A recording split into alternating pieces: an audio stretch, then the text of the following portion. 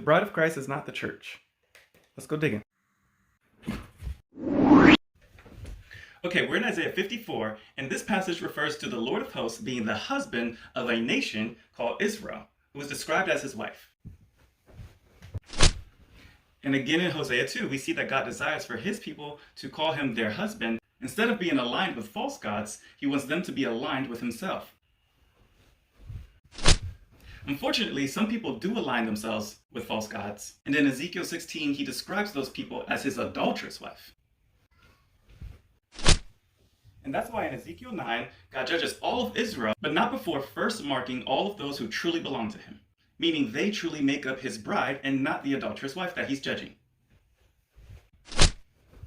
So it's funny that we head over to Revelation 21, and the same picture that was painted in the Old Testament is actually painted in the New.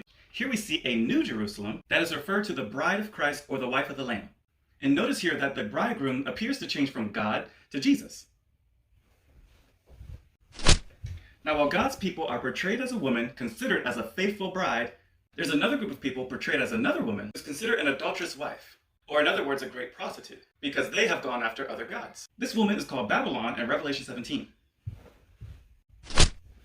Now, in chapter 11, we're given other names for the city, called Sodom, Egypt, and even the place where their Lord was crucified, which we know Jesus was crucified in Jerusalem.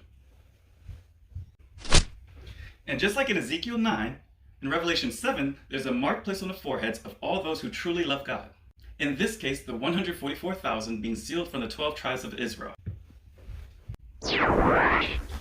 Okay, so notice how the New Testament and the Old Testament tell the same story. In the Old Testament, God considered himself the husband to a nation of people called Israel. Now, while the Old Testament focuses on Israel as a nation, it seems as though in Revelation, John is using that same imagery, but this time applying it to the whole world. So it seems as though John is considering the whole world as one Israel or one Jerusalem, split down the middle between those who love God and those who don't, even using the same marking language from Ezekiel 9 and applying it to the 144,000 who are sealed from Israel, leaving those who are not sealed to experience God's judgment, but still in the city where their Lord was crucified, which is Jerusalem. So in the Old Testament, the bride was Israel and the bridegroom was God. In the New Testament, nothing changes. The bride is Israel and the bridegroom is God. What this means is that the church is just another name for Israel, who is God's true covenant people, made up of both believing Jews and Gentiles who love Jesus. And if you want to learn more about stuff like this, go ahead and follow my Instagram, click the links in my bio, or I'll be creating more content and resources. See you next time where we'll go digging some more.